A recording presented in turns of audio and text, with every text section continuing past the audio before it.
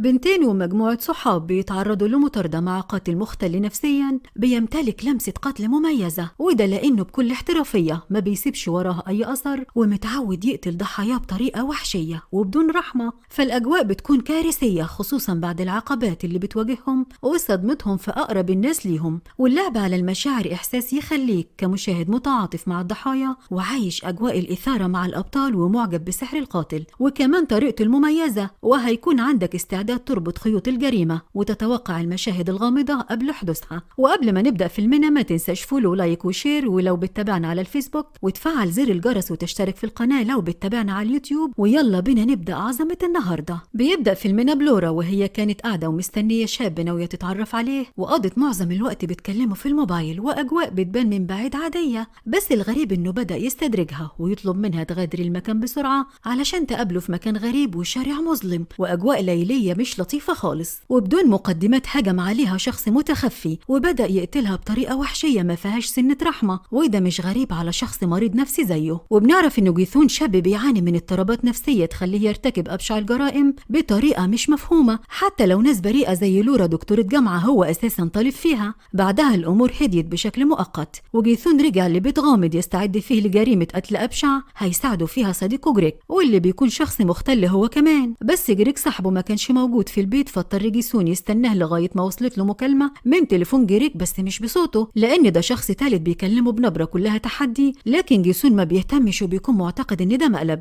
لغاية ما الشخص اللي بيكلمه طلب منه يفتح باب التلاجة، ولما عمل كده اتخض لما لقى جثة صاحبه جريك وكان في حالة مش طبيعية، خصوصا بعد ما هجم عليه شخص متخفي وقتله بطريقة بشعة زي بتاعة ضحاياه. بعدها بينتقل لعيادة نفسية موجود فيها سام الضحية اللي كانت مفروض تتقتل، فبنلاقيها قاعدة تفضفض مع دكتورها وبتشرح له قد ايه حالتها النفسية متدهورة، خصوصا بعد ما تعرض للقتل قبل كده من شخص اسمه ريتشي كانت على علاقة بيه وانفصلنا. والحادثة دي سابت أثر نفسي كبير لسام وثقتها في نفسها قلت بدرجة كبيرة عشان ببساطة مش مضطرة تدفع ضريبة إن والدها كان قاتل مرعب، وكمان مش حملة أي ضغوطات أو إشاعات من اللي طلعت عليها من الناس اللي حاولوا يشوهوا صورتها. وبعد ما الجلسة انتهت رجعت سام لبيت عايشة فيه مع تارا أختها وصاحبتهم التالتة كوين، واللي بلغتها إن تارا مش موجودة وإنها راحت في حفلة مع صاحبها، وده سبب كفيل يخلي سام تترعب ومتوترة وما بتبقاش على طبيعتها خصوصا في أيام وظروف زي اللي حصلت لهم. بس كوين طمنتها شوية وقالت مفيش داعي للقلق لأنها هتكون مع أصحابها وبنسبة كبيرة أمان يعني. لكن سام ما هديتش لحظة وفضلت خايفة وقلقانة وفضلت تروح للحفلة بنفسها علشان تطمن على تارا، واللي كانت في الوقت ده في حالة مش طبيعية وموجودة في حفلة، وكان في شاب بيحاول يستدرجها لمكان تاني. بس سام كانت أخيرا وصلت وضربته وأنقذت أختها من مشكلة كانت وارد تحصل. لكن ده ما عجبش تارا وخلاها في حالة إحراج مع أصحابها وما قدرتش تستحمل واضطرت تمشي من المكان بسرعة علشان ما تنفعلش، وسام طلعت وراها وحصلت بينهم مشدة وحوار بسيط كانت تارا بتوضح فيه إنها مستاءة من تصرفات أختها والمراقبة اللي بتتعرض لها خصوصا بعد الحادثة المخيفة اللي حصلت لهم، وده مش مناسب خالص لسنها وطبيعة حياتها، والحوار بينتهي بينهم. وتارا رجعت للبيت لكن معها صاحبها تشاد اللي فضل يهون عليها مشاكلها والضغوطات اللي بتمر بيها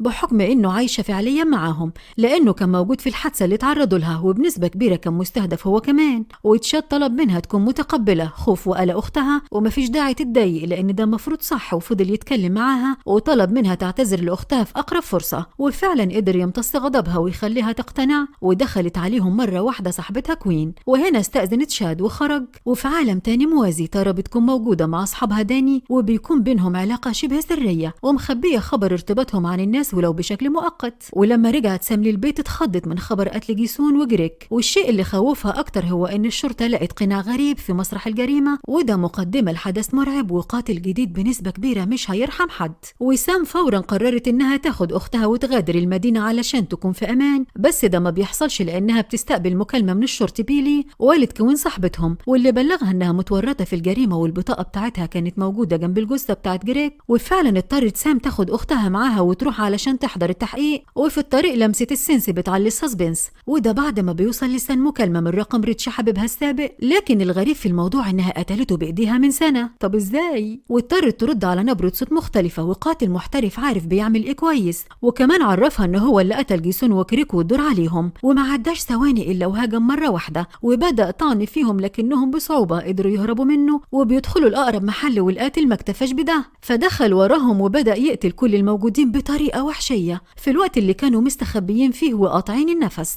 لكن الشرطة بعد وقت قليل كانت وصلت الأمور ورجعتها لطبيعتها، والقاتل اضطر يهرب من المكان بسرعة. أما إيثان وتارا فراحوا لاسم الشرطة علشان يستجوبهم المحقق بيلي، فإيثان قالت إنها لغاية دلوقتي مش لاقية سبب يخلي بطاقتها في شقة جيثون، شيء غريب جدا. والمحقق قال إن الأغرب هو القناع اللي لقوه جنب الجثث، لأنهم لما حللوه اكتشفوا عليه حمض نووي ومطابق تماما لريتشي اللي حاول يقتلهم قبل كده. وبربط الأحداث ظهر إن في علاقة شبه مختفية بين القاتل وريتشي مش قادرين يحددوها لغاية دلوقتي. وبيلي هدى الريتم حبتين وأخدهم علشان يعرفهم على المحققة كيربي، واللي بالظبط مكلفة بالوصول للقاتل ده في أسرع وقت، وهيضطروا يشتغلوا ويتعاونوا مع بعض الفترة الجاية. لكن سام قطعتهم لما قالت مفيش داعي وإنها هتاخد أختها تارا وهيغادروا المدينة في محاولة بائسة إنهم يبقوا في أمان. لكن بيلي قال لها حرفيا ده ممنوع، ومسؤولين المطار مش هيسمحوا بكده لأن أساميهم موجودة في القائمة معاهم ومتورطين بنسبة كبيرة، والأنسب إنهم يفكروا إزاي يلاقوا حل. وده ما بيعجبش سام اللي بتاخد أختها وبيخرجوا من المكان بسرعة علشان يتفاجئوا بمجموعة صحفيين وكم كبير من الناس، ومن ضمنهم صحفية مستفزة ما قدرتش تارا تمسك نفسها فضربتها، وده علشان البنت دي كانت موجودة معاهم قبل كده وعارفة ظروفهم الصعبة وأجواء الحادثة. وبالرغم كده أول ما جات لها الفرصة استغلتها وكتبت عن الحادثة بطريقة مش مفهومة، وتعمدت تشوه سمعة سام وتربط شخصيتها بوالدها القاتل. والصحفية جيل حاولت تعتذر وتبرر لكن مفيش داعي لأنهم ما تقبلوش كده وما اهتموش بكلامها وسابوها ومشيوا. وعدت أيام كتير والتحقيقات لسه شغالة لكن بدون فايدة أو طرف خيط يفتح لهم القضية. وسام تعرضت لاتهامات كتير ومعظم الناس فضلوا يضايقوها بكلامهم، وما نسوش لحظة إن والدها كان قاتل وإنها بنسبة كبيرة مختلة ومريضة ولها دور كبير في جرائم وحوادث القتل اللي بتحصل في الفترة الأخيرة. وده كان مسبب لسام حالة نفسية صعبة، فأختها تارا وصاحبها تشاد اتجمعوا مع صاحبهم في قعدة كلها هزار وضحك على أمل يخرجوها من الحالة بتاعتها. ودي برضو كانت بداية عودة القاتل اللي مش هتعدى على خير لأنه دخل شقتهم علشان يرتكب جريمته كالعادة. بس المرة دي داني جارهم أخد باله وعلى طول من غير ما يفكر اتصل بحبيبته سام علشان يحذرها ويمنع كارثة وارد جدا تحصل لكنها لسوء الحظ تجاهلته. ودي أحسن فرصة علشان القاتل ينفذ جريمة، فتهجم عليهم وقتل كوين وبدأ يطارد الباقي، واللي اتقسموا لمجموعتين، واحدة منهم تارا وصاحبها تشاد واللي قدروا يهربوا مع بعض، والتانية سام مع صاحبها اللي فضلوا عايشين واللي بصعوبة جدا قدروا يحبسوا نفسهم في أوضة ويلحقوا آخر أمل إنهم يعيشوا. ويساعدهم في كده جارهم داني اللي رمى لهم سلم علشان يعدوا من عليه ويكونوا في أمان. والبداية كانت مع سام ونجحت في إنها تعمل كده، وصاحبتها هي التانية كمان أخيرا وصلت. أما التالتة فبيكون الوقت اتأخر والقاتل قدر يكسر باب الأوضة علشان يروح ويوقعها من على سلم وتموت، وبعدها اتبخر واختفى كالعادة. وتاني يوم الشرطة بتوصل للمكان علشان تحقق في الجريمة، وبيكون معاهم المحقق بيلي، وفضل منهار وفي حالة صعبة بسبب وفاة بنته كوين. وبلغ سام وتارا إن الأمور اتصعبت أكتر وأكتر، والشرطة سحبت ملف القضية منه لكنه مستحيل ينسى أو يتنازل أو يسامح في حق بنته. وتشاد دخل في مشادة مع واحد صاحبهم اسمه إيثان لمجرد إنه كان شاكك فيه، خصوصا إنه هو الوحيد اللي ما كانش موجود معاهم في سهرة ليلة الحادث. لكن إيثان برر موقفه ووضحه إنه كان مشغول بسبب دراسته مش لحاجة تانية زي ما تشاد كان معتقد. وساعتها جيل بتكون وصلت وعرضت على سام وتارا يصفوا خلافتهم أو ينسوها بشكل مؤقت، وهي هتساعدهم بحكم خبرتها الكبيرة كصحفية، ودي نقطة قوة مستحيل يفوتوها. وفعلا اقتنعوا وقرروا يدوا لها فرصة تصلح غلطتها. فقال جيل معلومة خطيرة، وهي إن جيثون وجريف قبل ما يموتوا كانوا موجودين في مكان مهجور وبنسبة كبيرة ربما يوصلهم لحاجة. وفعلا بدأوا يتحركوا على هناك بصحبة مجموعة كبيرة ومعاهم المحققين، وأجواء بتكون درامية خالص. وده علشان بعد ما وصلوا وتفقدوا المكان لقوه عبارة عن متحف بلا مسات دموية لقتلة مميزين جدا. وجيسون وجريك كانوا معجبين بطريقتهم وبيحاولوا يقدموا جزء بسيط زيهم لحد ما ظهر القاتل الثالث وغير لهم القوانين بذكائه في اقتناص ضحاياه. والمجموعة تاني يوم حاولوا يكونوا مختلفين في تفكيرهم ونزلوا بخطة جديدة، وهي إن سام وتارا يكونوا لوحدهم ويراقبهم من بعيد كخدعة علشان يستفزوا شعور القاتل ويستدرجوه. وفعلا خطتهم نجحت، وده بنشوفه حرفيا لما بنلاقي القاتل بيتصل على سام، والمفاجأة إنه كان متعمد يخليهم يحددوا مكانه لأنه بيكون في بيت جيل وبيتهجم عليها وكان على وشك يقتلها لولا تدخل سام وتارا اللي أنقذوا حياتها في آخر لحظة. وكالعادة القاتل بيهرب بطريقة مش مفهومة، وبعدها الإسعاف بتوصل وبياخدوا جيل على المستشفى.